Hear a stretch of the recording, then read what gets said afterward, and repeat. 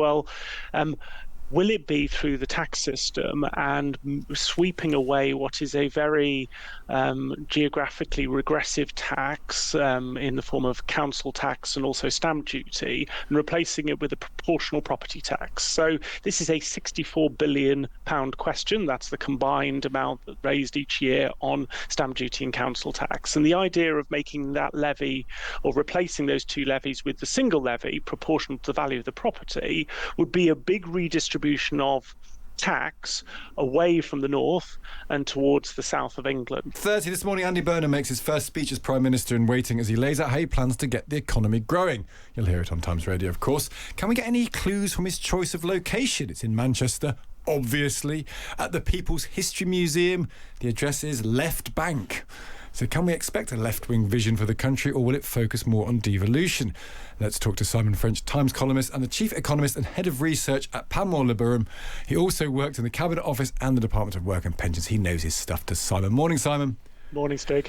So give us a prediction then. What's the Burnham vision as you've picked up so far?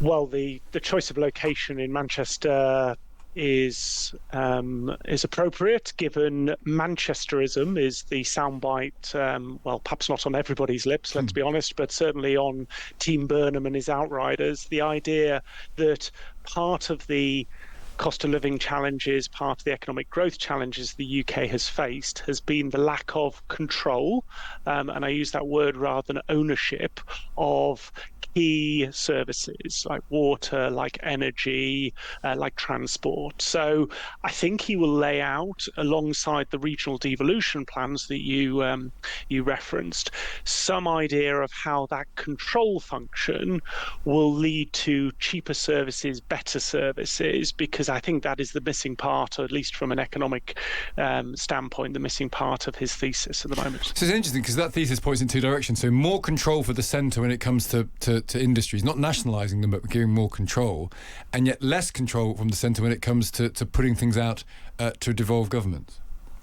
Yes, and there's always been that, I was going to say healthy friction. I don't think it is a healthy friction. I think it is a very present friction. It also speaks to tension between Andy Burnham and his supporters and the Treasury. I think another part of this speech will reference perhaps something that Louise Haigh, one of the former cabinet ministers who's very close to Andy Burnham, has talked about, splitting the Treasury up into a finance ministry and an economics ministry. Andy Haldane, another advisor to Andy Burnham, has also talked about this. And this speaks to the Treasury's reluctance for too much regional devolution, too much power given out, because who's the insurer of last resort if things go wrong? If you provide particularly tax levying powers to a local authority and then it goes wrong, is that local authority going to withdraw services, is going to be allowed to fail, or is ultimately the Treasury, and this is their long-held view, they're going to be the insurer of last resort? There's not going to be the political tolerance to let services fail, and they will pick up the tab. North-South is going to be a big, I don't want to say battleground, because I think Burnham's argument is to try and find a way for the two parts of the country to coexist more profitably than it does at the minute. How big an issue is the North-South divide, and is there an economic means of tackling that?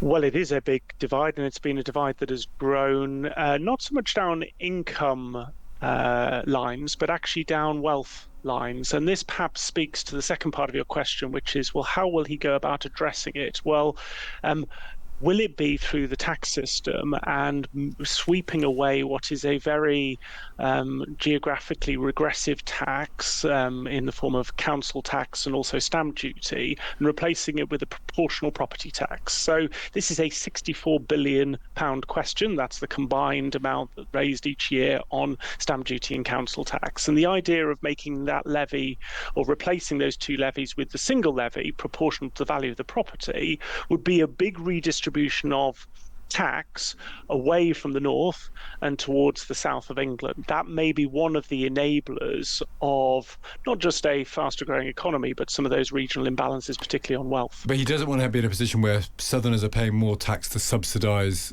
the north. I know that happens at the moment in terms of where tax spend is actually prioritised, but that's a political problem if it seems that the tax hits the south to pay for the north.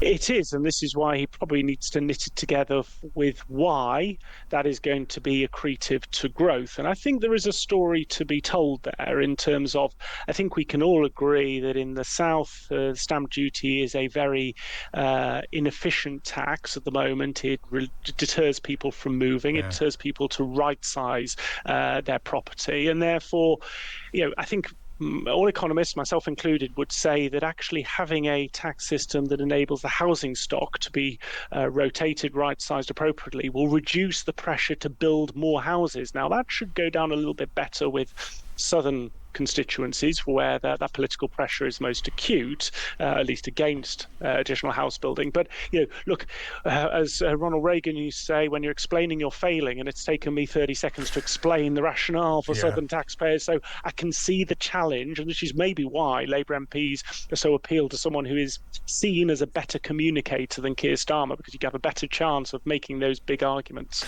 We've been talking about how class is going to clearly become a central feature in British politics, as if it ever went away. It never did, but maybe even more so. Are we staring down the barrel of more progressive taxation, a wealth tax, for example? I've even seen suggested the 50p rate of income tax could return. Yeah, I mean, I think, look, we have lots of wealth taxes. Let's just put that idea to bed that we need a wealth tax. We have lots of wealth taxes. They're pretty inefficient.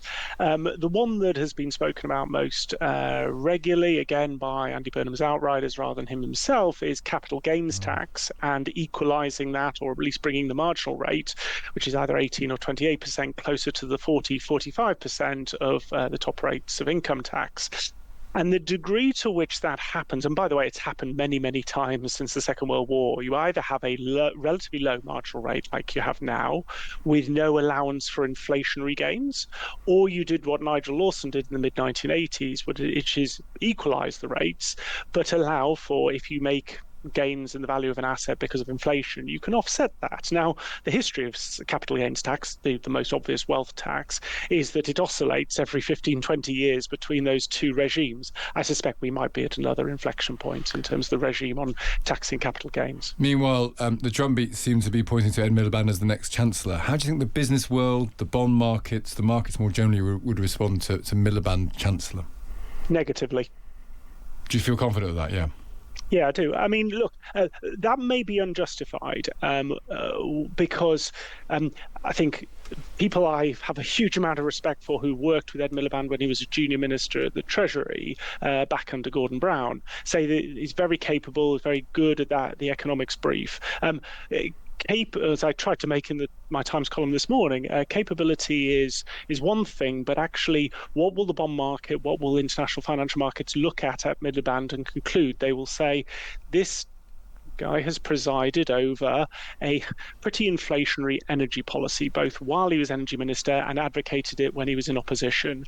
And unfortunately, if you assume that he will then be given the broader economics brief, where you will draw a straight line between that inflationary policy on one part of UK public policy and all of public policy. And in pure terms, that means you apply, if you're an international investor, a higher inflation premium on UK government debt. So that is how I would justify the idea that the bond market would receive an Ed Miliband chancellorship negatively. Simon, great to speak to you. Thank you for joining us. My pleasure. That's Simon French there. He's a Times columnist, always worth reading. He's in the paper today, but he's also the chief economist and head of research. I always mangle the name of his company. I'm going to give it a go now. Panmure Liberum.